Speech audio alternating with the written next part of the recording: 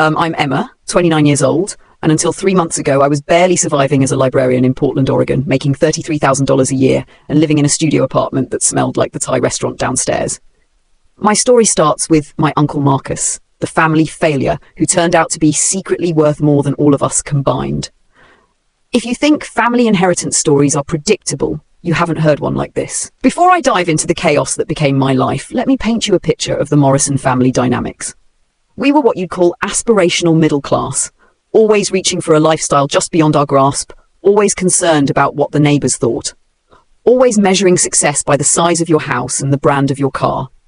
My father, Michael Morrison, worked as a regional sales manager for a mid-tier financial services company in Seattle. He was the kind of man who wore expensive suits he couldn't afford and drove a leased BMW that ate up a quarter of his income.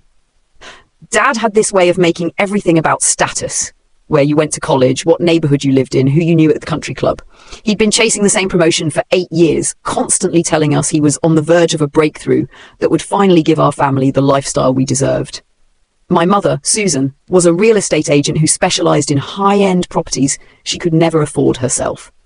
She spent her days showing million-dollar homes to wealthy clients, then came home to our modest colonial in a middle-tier suburb, always complaining about how we were living beneath our potential.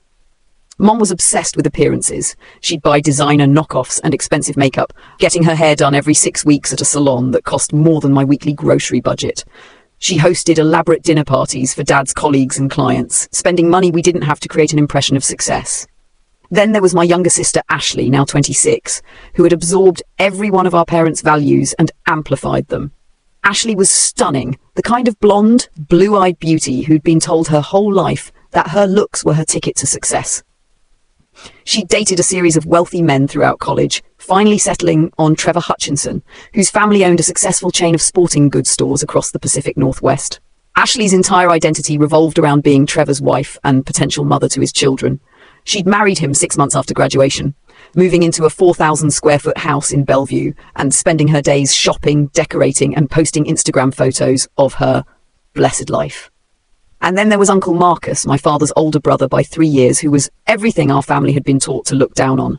Marcus lived alone in a modest 1960s ranch house in Eugene, Oregon, about 3 hours south of Seattle. He'd been a high school history teacher for 32 years, had never married, had no children, and drove the same silver Honda Civic for 17 years until the transmission finally gave out.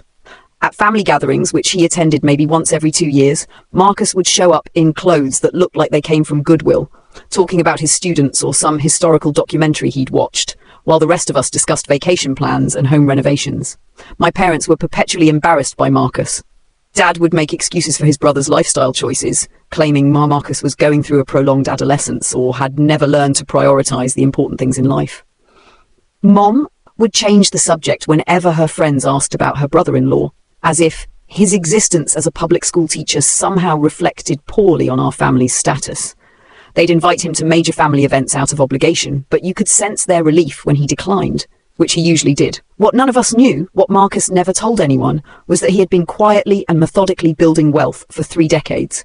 While my parents spent money on appearances and status symbols, Marcus had been living on about 40% of his teacher's salary and investing the rest.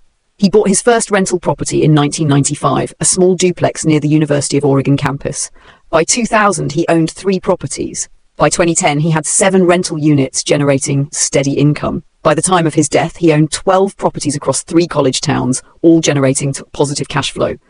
But real estate was just one piece of Marcus's financial puzzle. He'd been steadily buying index funds since the early 1990s, taking advantage of every market dip to increase his holdings. He maxed out his 403(b) every year and invested additional money in taxable accounts. He owned stocks in companies he believed in long-term, Apple, Microsoft, Amazon, and held them through every market fluctuation. By his death, his investment portfolio was worth more than most people's houses. Marcus's secret wasn't just investing, it was living intentionally below his means. While my parents stressed about mortgage payments and car loans, Marcus had paid off his house in 1998. While they accumulated credit card debt funding their lifestyle, Marcus paid cash for everything. His idea of entertainment was hiking in the Oregon wilderness, reading books from the library, and attending free lectures at the university. He spent money on what mattered to him: quality hiking boots that lasted 10 years, a reliable car, good books, and excellent coffee, and ignored everything else. I was the only family member who had maintained any real relationship with Marcus over the years, and even I had no idea about his financial situation. Our connection started when I was in middle school and struggling with feeling like an outsider in my own family. My parents' constant focus on achievement and appearances made me anxious and insecure. I was a good student, but not exceptional, attractive, but not stunning like Ashley, ambitious, but more interested in helping people than making money. The summer I turned 13, my parents sent me to Eugene to spend 2 weeks with Marcus while they took a romantic getaway to Napa Valley. They presented it as doing Marcus a favor, giving him some company, but I think they were just relieved to have one less expense during their vacation. Those 2 weeks changed my life. Marcus treated me like a complete person, not like a child or a project to be managed. On my first morning at his house, he asked what I wanted to do with our time together. When I said I didn't know, he suggested we start by exploring Eugene together, like tourists in our own backyard. We spent that day walking through downtown, visiting the Saturday market, browsing used bookstores, and talking about everything and nothing. Marcus had a way of asking questions that made me think about things differently. When I complained about feeling awkward and unsuccessful compared to Ashley, he asked, "What does success mean to you, Emma? Not to your parents or your friends, but to you personally." When I said I wanted to help people but didn't know how, he introduced me to the concept of public service, explaining how teachers, librarians, social workers, and community organizers were the invisible infrastructure that made society function. That first summer established a pattern that continued through high school. I'd spend at least 2 weeks every summer with Marcus, and those visits became the highlight of my year. We'd take day trips to historical sites around Oregon, the Oregon Trail Interpretive Center, old mining towns in the eastern part of the state, Native American cultural sites. Marcus would bring these places to life with stories and context that made history feel relevant and immediate. He taught me practical skills that my parents had never bothered with: how to change a tire, balance a checkbook, cook simple meals, research information at the library, think critically about news sources. But more importantly, he taught me to value different things than my family prioritized. Marcus cared about learning for its own sake, about treating people with dignity regardless of their social status, about contributing to your community rather than just taking from it. During my junior year of high school, when I was stressed about college applications and my parents were pushing me toward prestigious schools and lucrative majors, Marcus asked me a question that stuck with me. "Emma, if money wasn't a factor, what would you want to do with your life?" I told him I'd always been drawn to libraries. The quiet atmosphere, the idea of helping people find information, the sense of being surrounded by all human knowledge. Most adults would have gently steered me towards something more practical, but Marcus just nodded and said, "That sounds like important work." My parents were horrified when I told them I wanted to study library science. Dad sat me down for a serious conversation about realistic career expectations and financial responsibility. He showed me charts of average librarian salaries compared to business majors, emphasizing how much more money I could make in finance or marketing. Mom approached it from a social angle, pointing out that being a librarian wasn't exactly impressive at cocktail parties, and how would I ever attract a successful husband with such an unmarketable career? But they had already decided my path.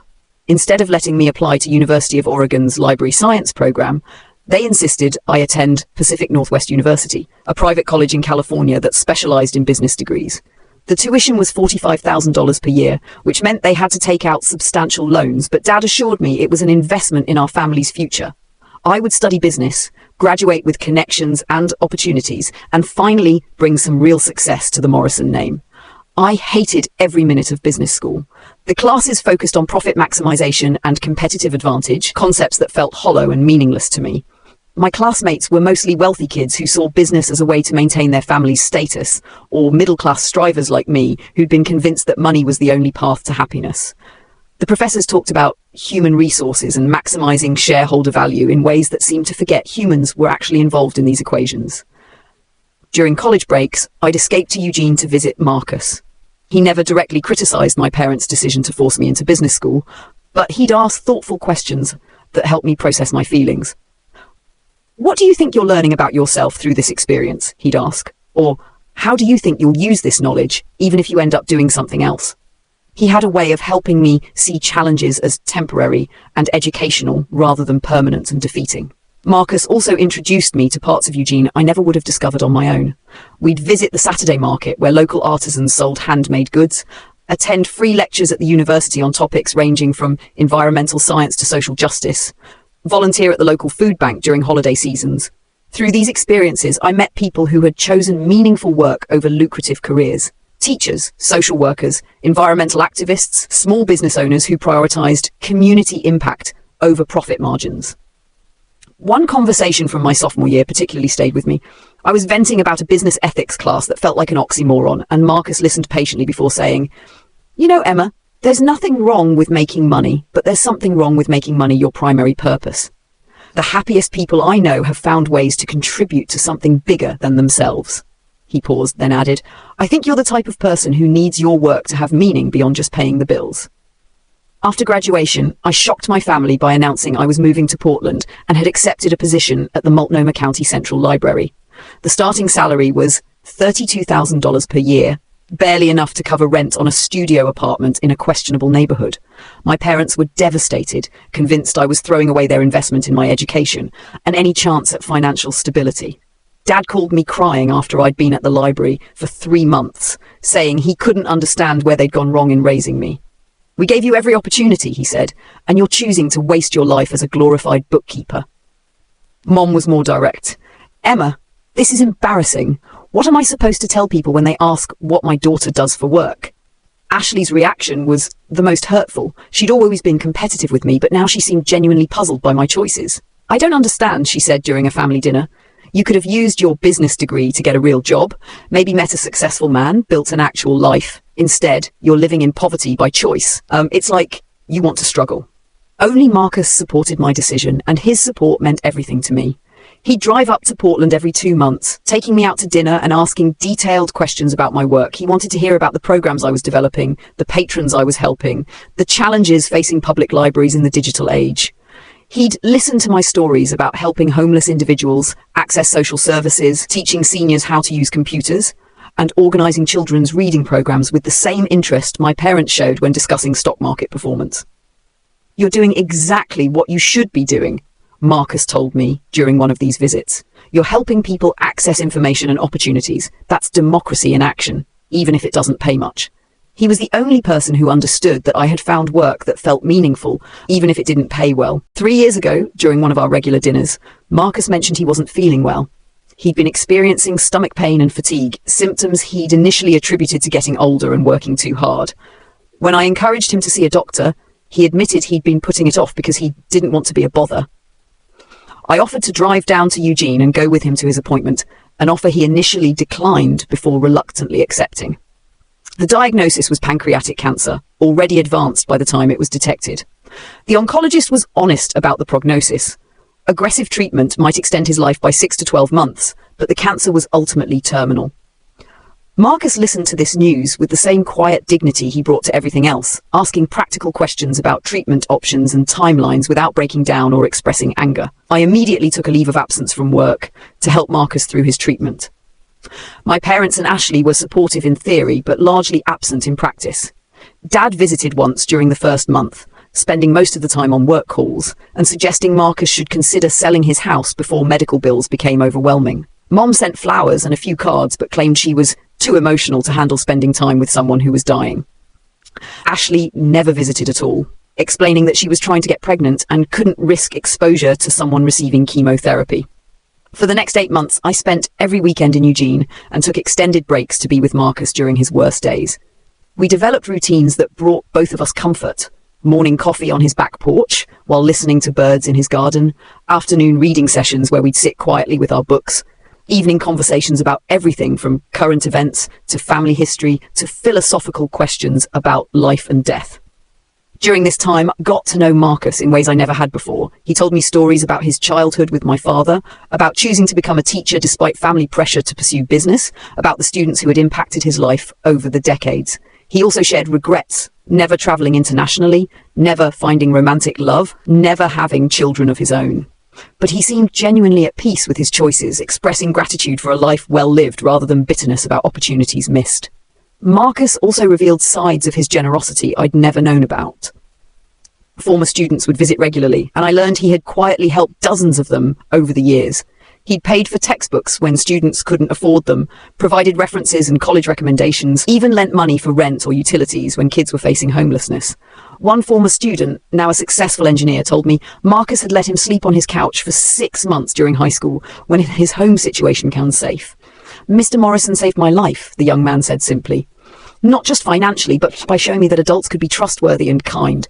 I wouldn't be where I am today without him."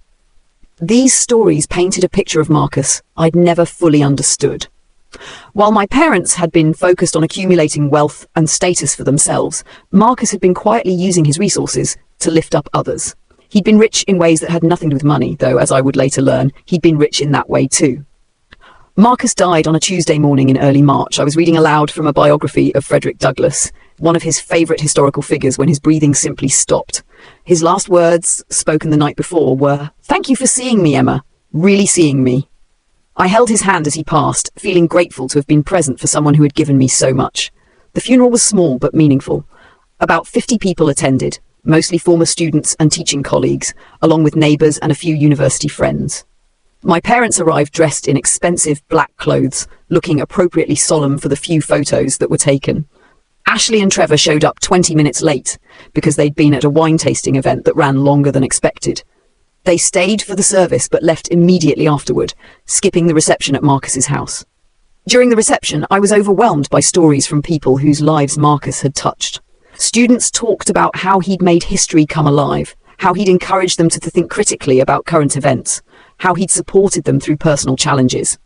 Colleagues described his dedication to his craft and his quiet leadership in improving conditions for both teachers and students.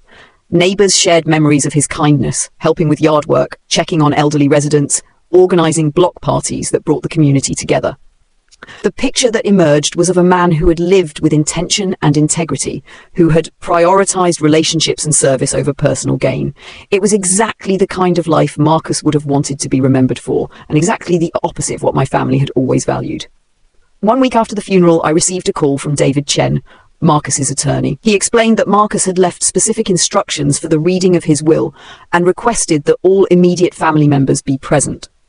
David scheduled the meeting for the following Friday at his law office in downtown Eugene.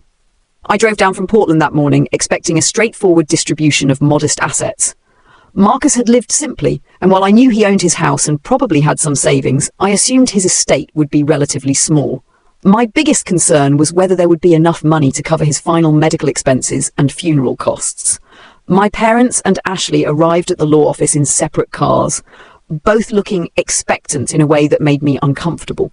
They'd clearly discussed the situation beforehand because they sat together on one side of the conference room while I took a chair across from them. David Chen was a soft-spoken man in his late 50s who had been Marcus's attorney for over 20 years.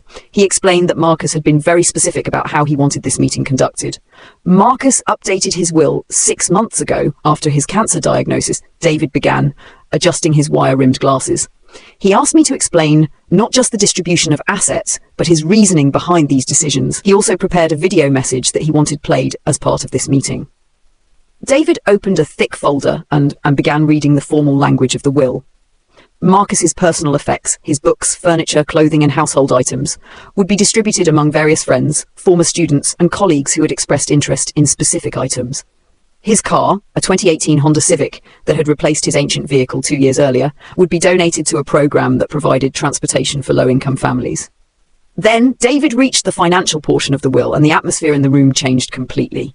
To my niece Emma, Catherine Morrison, who has shown me unconditional love and genuine companionship throughout my adult life, and who has chosen to live according to values I respect and admire, I leave my entire financial estate, including all bank accounts, investment portfolios, and real estate holdings, currently valued at approximately $3.2 million.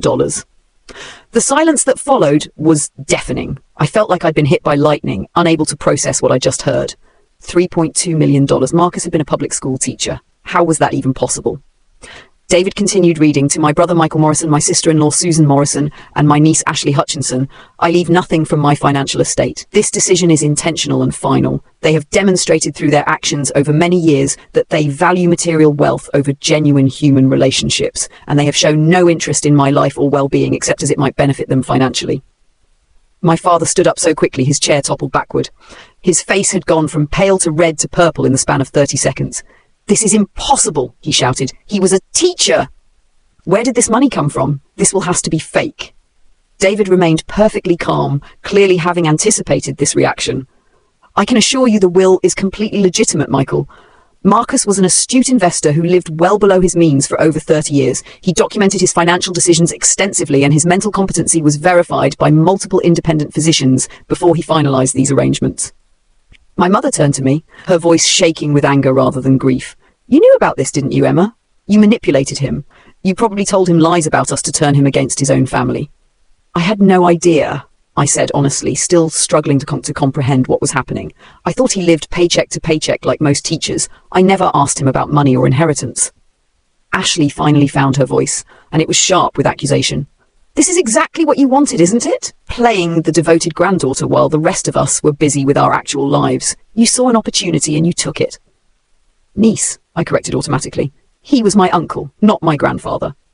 "Don't get smart with me," Ashley snapped. "You know what I mean. You swooped in when he got sick and convinced him to cut out his real family." David intervened before the argument could escalate further. "Before this discussion continues, Marcus asked me to share a video message he recorded specifically for this moment. I think it will clarify his reasoning better than I can explain." He pressed a button on a remote control and a large screen descended from the ceiling. Marcus appeared on the screen, sitting in his living room chair. He looked thin from cancer treatment, but mentally sharp and determined. Seeing him again, even on video, brought tears to my eyes. "If you're watching this," Marcus began, "it means I'm gone and my will has been read. I know my financial decisions will surprise some of you and anger others, so I want to explain my reasoning directly." He paused, gathering his thoughts. "For 32 years, I lived on roughly 40% of my teacher's salary and invested the rest. I bought rental properties near college campuses starting in the 1990s, when real estate was much more affordable. I invested in index funds and individual stocks, taking advantage of market downturns to increase my holdings. I paid off my house early and avoided debt of any kind. By living simply and investing consistently, I accumulated more wealth than many people who earned twice my salary." My parents were staring at the screen with growing comprehension and horror. They had spent decades dismissing Marcus as financially unsuccessful, while he was quietly building wealth that dwarfed their own net worth. "Michael and Susan," Marcus continued, his voice taking on a firmer tone, "you have treated me like an embarrassment for most of my adult life. You made jokes about my career, my modest lifestyle, my old car, my simple clothes. You never asked about my students, my interests, my happiness, or my health unless you thought it might affect your inheritance prospects. When you visited, which was rare, you spent the time suggesting I should change my life to be more like yours. More focused on appearances, more concerned with status, more willing to spend money on things that don't matter." Mom had started crying, but I could tell it wasn't from grief. It was from the realization of how badly she had misjudged her brother-in-law and how much money her attitude had cost the family. "Ashley," Marcus said, turning his attention to my sister, "you followed your parents' example perfectly. You never showed genuine interest in knowing me as a person. Our few conversations over the years felt like obligations you were fulfilling rather than relationships you valued. You seemed to see me as a quirky relative to tolerate rather than someone worth understanding or caring about." Ashley was frantically typing on her phone, probably calculating what $3.2 million could mean for her lifestyle and Trevor's business plans. "Emma is different," Marcus said, and his voice warmed noticeably. "She has spent time with me because she wanted to, not because she felt obligated. She has listened to my stories, asked about my work, shared her own dreams and concerns, and never made me feel like I needed to be someone else to earn her love or respect. She chose a career that makes her happy over one that would make her wealthy, and I deeply respect that courage." The video continued for another 15 minutes, with Marcus detailing his hopes for how the inheritance would be used. He wanted the money to support my dreams, whether that meant staying in library work, starting a non-profit, or pursuing other meaningful projects. He also expressed hope that the inheritance would allow me to help others, just as he had quietly done throughout his life with his students and community. "This money isn't just a gift, Emma," Marcus said directly to the camera. "It's freedom. Freedom to choose work you love without worrying about survival. Freedom to help others without risking your own security. Freedom to live according to your values instead of other people's expectations. Don't let anyone guilt you into using it for their purposes instead of your own." He paused, then looked directly into the camera with an intensity that made me feel he was speaking to me personally. "The people who truly love you will be happy for your good fortune and will support your decisions about how to use this gift. The people who only care about what you can do for them will reveal themselves very quickly. Pay attention to the difference." When the screen went dark, my family sat in stunned silence. The magnitude of their miscalculation was settling in. They had dismissed someone who had accumulated more wealth than any of them, simply because he chose not to display it through expensive possessions or status symbols. David handed me a thick envelope containing account information, property deeds, and contact details for Marcus's financial advisors. Marcus wanted you to know that the rental properties currently generate about $12,000 per month in net income after all expenses. The investment portfolio is well diversified and has grown consistently over time. You have complete freedom to use these resources however you see fit. He also handed me a smaller envelope with my name written in Marcus's handwriting. He asked me to give you this after the video. My father was the first to recover from the shock. Emma, you need to understand that managing this level of wealth requires experience and expertise. Your mother and I have been making financial decisions for decades. This is too much responsibility for someone in your position. I looked at him with new clarity. Even now, faced with irrefutable evidence of their decades-long misjudgment about Marcus, they couldn't accept that they might not be the smartest people in the room. Dad, Marcus trusted me to handle this. I'm going to honor that trust. My mother tried a different approach, switching to her sweetest voice. Honey, family should help family. We've all made mistakes, but blood is thicker than water. Marcus would want the family to stay together and support each other. If Marcus wanted the family to have this money, he would have left it to the family, I replied. He made his choice very deliberately, and he explained his reasoning clearly. Ashley finally exploded, her composure cracking completely. This is complete bullshit. You manipulated a dying old man and now you're pretending it's about love. Don't act like you weren't calculating this whole time. Ashley, I lived in a studio apartment making $32,000 a year while helping Marcus through cancer treatment. If I was gold digging, I was doing a terrible job of it. David cleared his throat diplomatically. If there are no other questions about the legal aspects of the will, I believe this concludes our business. Emma, please feel free to call me anytime as you transition into managing these assets. As we filed out of the conference room, my family immediately clustered around me in the parking lot. The shock had worn off, and now they were in negotiation mode. Look, Emma, my father said, putting on his most reasonable business voice. Let's be practical about this. You can't possibly manage $3.2 million by yourself. These are sophisticated financial instruments that require expertise. Why don't you transfer the assets to me temporarily while you learn about wealth management? I'll make sure everything grows properly and nothing gets lost to poor decisions. And we need to discuss fairness, my mother added quickly. Just because Marcus was hurt and angry doesn't mean family should be permanently cut out. Maybe you could share some of the inheritance as a gesture of family unity and forgiveness? Ashley jumped in with her own angle. Think about it practically, Emma. You'll never spend $3.2 million living the way you do. Trevor and I are trying to expand his business and start a family. We could really use some investment capital. You could help us while still having more money than you know what to do with. I could see the desperation behind their suddenly friendly demeanor. They had been counting on an inheritance they had never bothered to secure through genuine relationships. Now they were scrambling to get access through manipulation and guilt. I need time to process all of this, I told them. I'm going to stay in Eugene tonight and go through Marcus's things. We can talk more later. That evening, I drove to Marcus's house for the first time since his death. Using the key David had given me, I entered the space that had been my refuge for so many summers and weekends. Everything was exactly as Marcus had left it. Books stacked on every available surface, coffee cup still in the sink from his last morning, reading glasses on the side table next to his favorite chair. The house smelled like him, coffee, old books and the lavender soap he'd always used. I walked through each room slowly, remembering conversations we'd had, meals we'd shared, quiet moments reading together. In his study, I found the letter he'd asked David to give me, written in the careful handwriting I'd known since childhood. Dear Emma, it began, if you're reading this, you've learned about the inheritance and you're probably feeling overwhelmed. Don't be. You're stronger and wiser than you know, and you're absolutely capable of handling this responsibility. The letter went on to explain his investment philosophy in simple terms, his hopes for how I might use the money, and his confidence in my judgment. He also warned me that my family would probably pressure me to share the inheritance and advised me to trust my instincts about people's motivations. Remember, he wrote, this money represents 30 years of careful planning and intentional living. I chose to give it to you because I trust you to use it thoughtfully, not because I wanted to punish the others. Their reaction to this gift will tell you everything you need to know about their true feelings toward you. The letter concluded with advice that would prove prophetic. The people who love you for who you are will celebrate your good fortune. The people who only value what you can do for them will reveal themselves very quickly. Pay attention to the difference, and don't feel guilty about protecting what I've entrusted to you. I spent the weekend going through Marcus's papers and meeting with his financial advisors. The picture that emerged was of someone who had been incredibly thoughtful about money while appearing to care nothing about it. Every investment had been researched carefully. Every property had been chosen for long-term stability rather than quick profit. Every financial decision had been made with a clear understanding of risk and reward.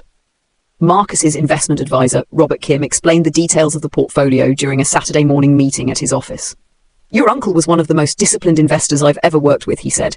He never panicked during market downturns, never got greedy during bull markets, never deviated from his long-term strategy. His returns consistently outperformed the market average because he was patient and strategic. The rental properties were equally well chosen. Marcus owned 12 units across 3 college towns, Eugene, Corvallis, and Bellingham. All were near university campuses, ensuring steady demand from student tenants. All had been purchased when the markets were soft, then improved and maintained to high standards. The current net income of $12,000 per month represented a substantial return on his initial investments. By Sunday evening, I had made my decision. I would keep the inheritance exactly as Marcus intended and use it to build the life he had hoped I could have. But first, I had to deal with my family's expectations and demands. They had been calling and texting all weekend, alternating between emotional appeals and practical arguments for why I should share the money. Ashley had calculated that dividing the inheritance 4 ways would still give me over $800,000, which is more than enough for someone with your simple lifestyle. My parents suggested a more modest division where I would keep $1.5 million and distribute the rest among family members, ensuring everyone benefits from Marcus's good fortune. I drove back to Portland Sunday night and called a family meeting for Monday evening at my apartment. They arrived together, clearly having coordinated their approach during the drive down from Seattle. My tiny studio had never felt smaller with 4 adults crammed into it, but I wanted this conversation to happen on my territory, in the space that represented my actual life rather than their aspirations. I've made my decision, I announced before they could launch into their prepared presentations. I'm keeping the inheritance exactly as Marcus intended, and I'm not sharing it. The room erupted immediately.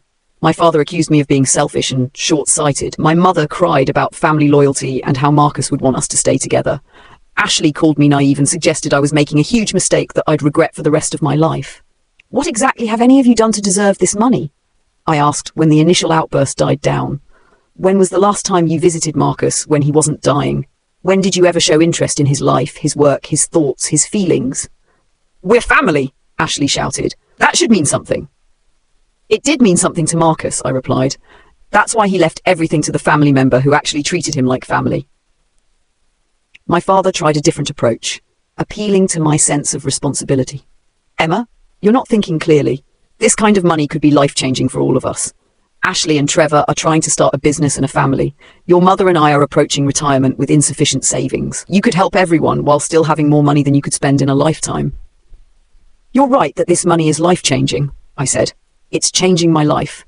It's giving me security and freedom I've never had. Why would I give that up to fund your lifestyle choices and business ventures?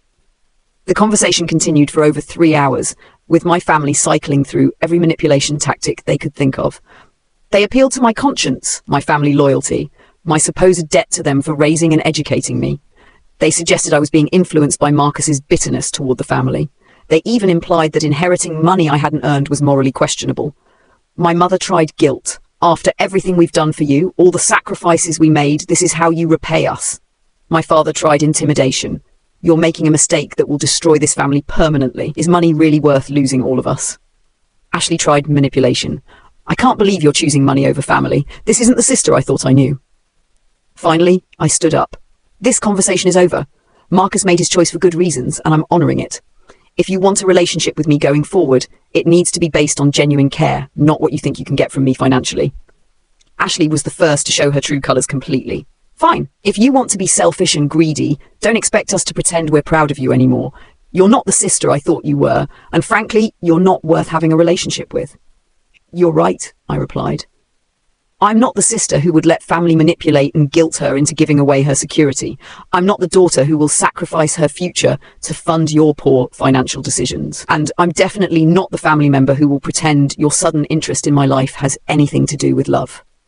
They stormed out of my apartment, slamming the door hard enough to shake the walls. I didn't hear from them for almost a month. When my mother finally called, it was to inform me that I wasn't welcome at my cousin Sarah's wedding because my presence would create unnecessary tension and drama for the family. The message was clear: choose the money or choose the family, but not both. I chose the money, and with it, I chose myself. The months that followed were the most transformative of my life. I left my job at the Central Library, not because I'd stopped caring about the work, but because I now had the freedom to create something bigger and more impactful. Using part of Marcus's inheritance, I opened a non-profit community learning centre in one of Portland's lowest income neighbourhoods. The Morrison Community Learning Centre, named in honour of Marcus, offered services that government programmes couldn't provide. We had free computer classes for adults, tutoring programmes for struggling students, job training workshops, financial literacy courses, and a comprehensive library focused on practical skills and career development. I hired 4 full-time staff members, 2 librarians, a social worker, and a career counsellor, creating good jobs while providing essential services. The Learning Centre became my passion project and my tribute to Marcus's memory. Everything he had taught me about the value of education, community service, and helping others access opportunities informed how we designed our programs. We partnered with local schools to support students who were falling behind, offered evening classes for adults who wanted to improve their job prospects, and provided a safe, supportive space for anyone who needed access to information or skills. I also kept most of Marcus's rental properties, using the monthly income to fund the centre's operations and ensure its long-term sustainability. The financial advisors Marcus had worked with helped me understand investment strategies so I could continue growing the inheritance rather than just spending it down. For the first time in my adult life, I had the luxury of making decisions based on what felt right, rather than what I could afford. Living without financial stress changed everything about my daily existence. I moved from my cramped studio to a modest 3-bedroom house with a yard and a home office. I could afford healthy food, regular medical and dental care, a reliable car, and small luxuries that had been impossible on a librarian's salary. More importantly, I could be generous with others without worrying about my own security. When former students of Marcus's reached out asking for help with college expenses, I was able to provide scholarships. When the Learning Centre needed new technology or supplies, I could fund purchases immediately instead of writing grant applications and waiting months for responses. When community members faced emergencies, medical bills, car repairs, housing deposits, I could help without thinking twice about my own budget. The freedom to say yes to opportunities that mattered felt like the greatest luxury of all. I sponsored community events, supported local non-profits, and invested in small businesses owned by people from underrepresented communities.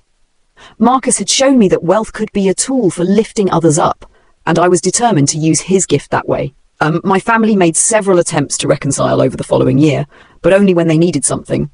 My father called when his company announced layoffs, and he feared losing his job, suddenly interested in rebuilding our relationship and asking about investment opportunities. Ashley reached out when she and Trevor were house hunting, wondering if I might want to invest in their real estate purchase as a family venture. My mother contacted me when she learned about the Learning Centre, wanting to join the board of directors for the social prestige and networking opportunities. Each time I politely declined.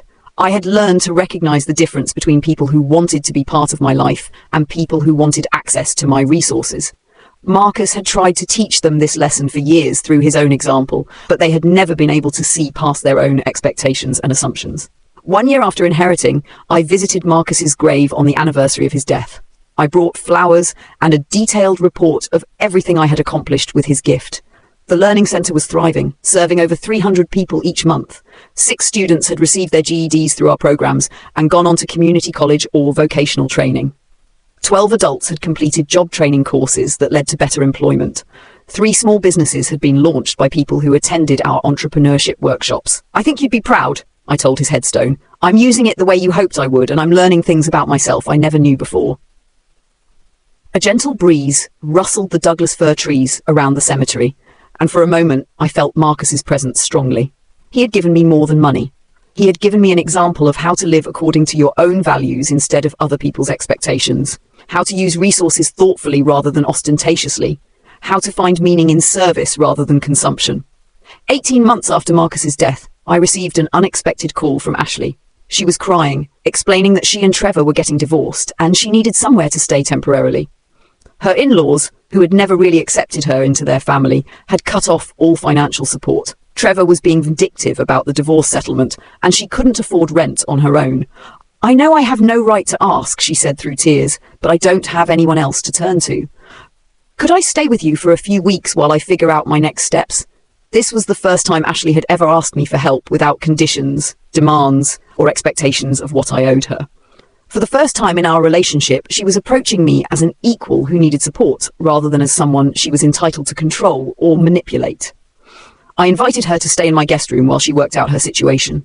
She arrived with 2 suitcases and a humbled attitude I had never seen before.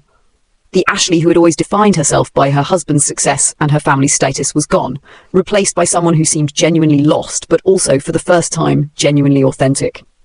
Over the following weeks, as Ashley helped part-time at the Learning Centre and searched for work, something shifted between us. She saw how I approached money as a tool rather than a trophy, how I found fulfillment in work that mattered rather than work that impressed others, how I had built a life based on my own values rather than external expectations. "I owe you an apology," she said one evening as we were closing up the centre after a particularly busy day. "I never understood what Uncle Marcus saw in you or why he left you everything. I thought it was about money and manipulation, but it wasn't, was it? It was about seeing people for who they really are," I replied. "Marcus saw that I valued the same things he did: education, community, helping others, living authentically. You all saw what you thought he should value instead of what he actually valued." Ashley spent 3 months living with me, working part-time at the Learning Centre while job hunting and rebuilding her life. During that time, she got to know me as an adult for the first time, seeing how I had used Marcus's gift to create something meaningful rather than just accumulating possessions or status symbols. "I was so wrong about everything," she admitted one night over dinner.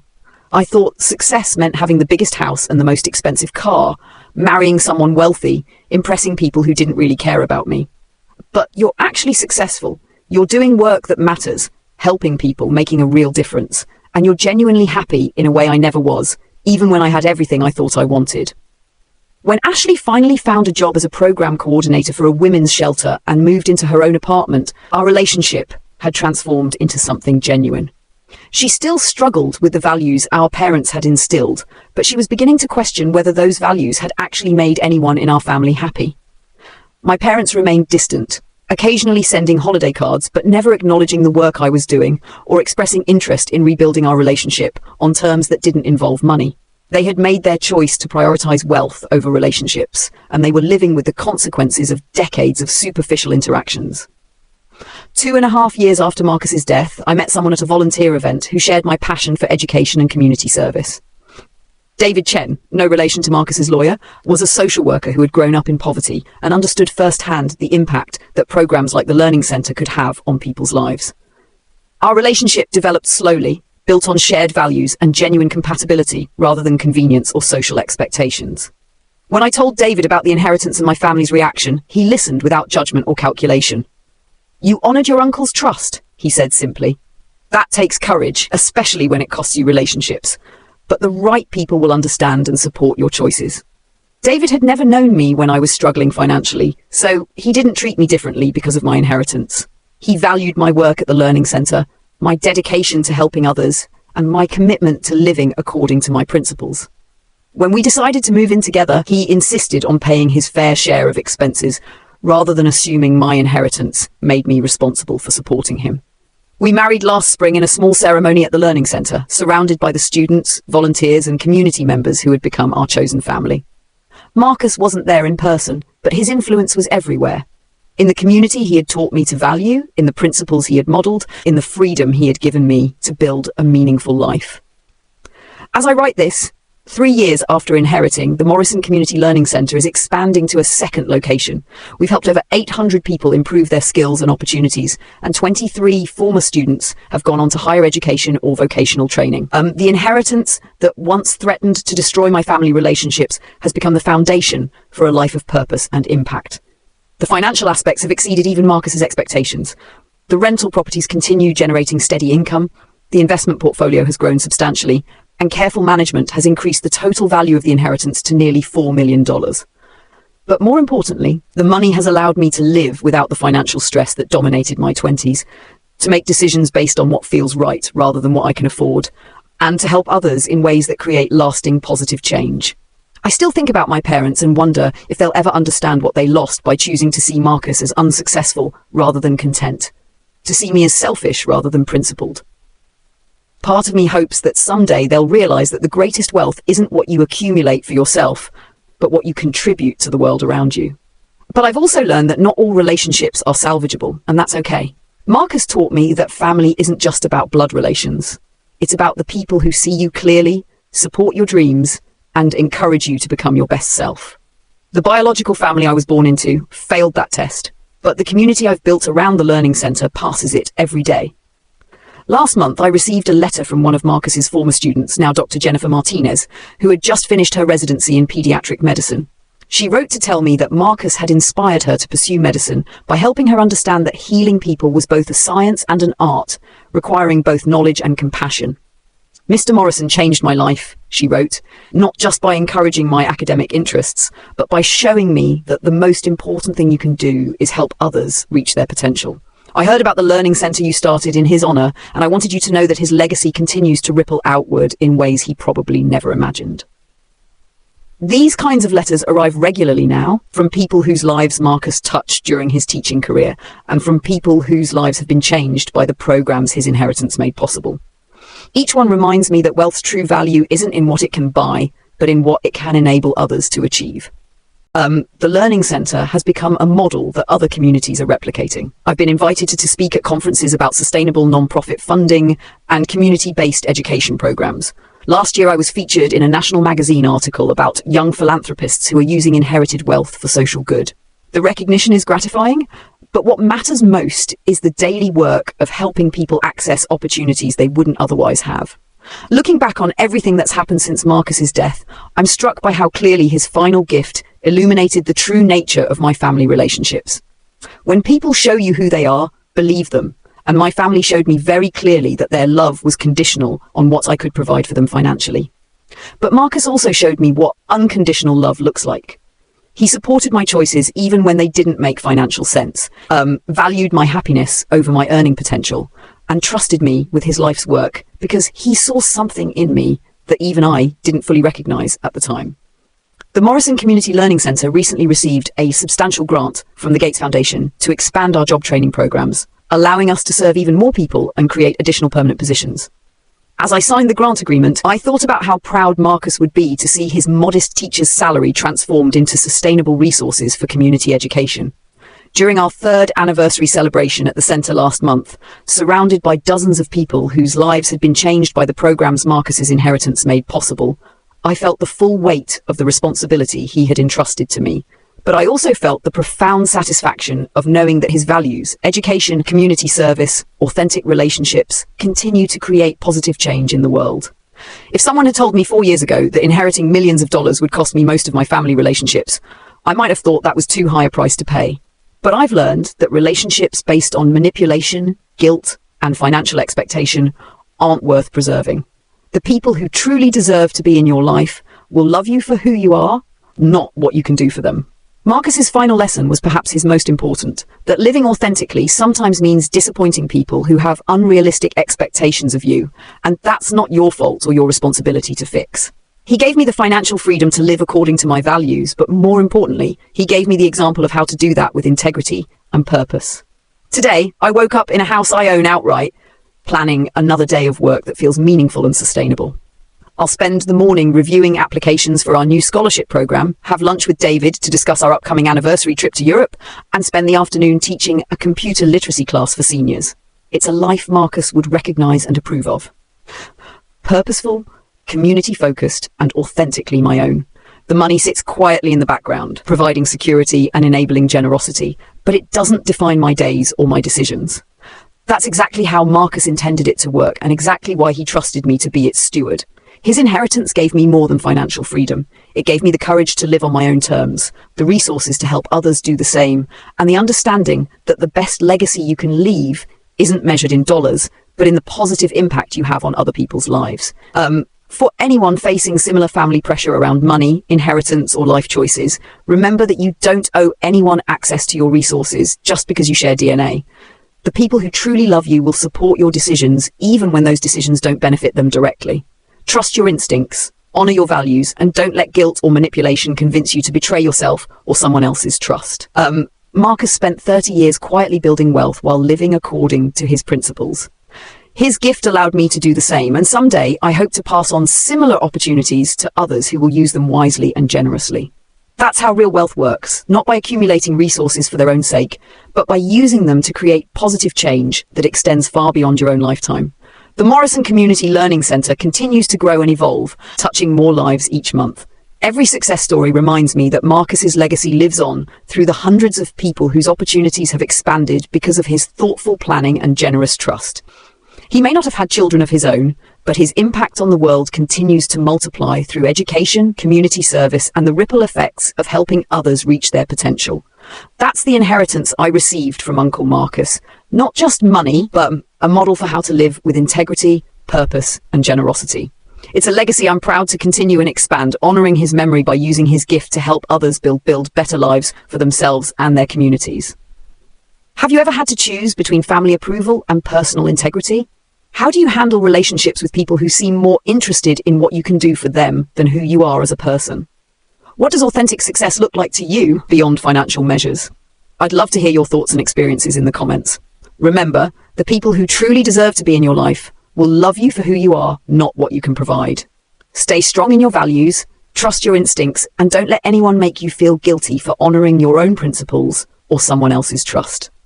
Thank you for reading my story. If it resonated with you, please share it with someone who might need encouragement to stand up for themselves and their values. And remember, the best inheritance you can leave or receive isn't money. It's the example of how to live with integrity, purpose, and generosity toward others. The Morrison Community Learning Center is always looking for volunteers and supporters. If you're in the Portland area and want to get involved in community education, feel free to reach out. Marcus always said that the most important work happens when ordinary people decide to help each other succeed, and that philosophy continues to guide everything we do. Stay strong, stay authentic, and remember that family is about love and respect, not obligation or financial advantage. The right people will understand and support your choices, even when those choices are difficult or unpopular with others.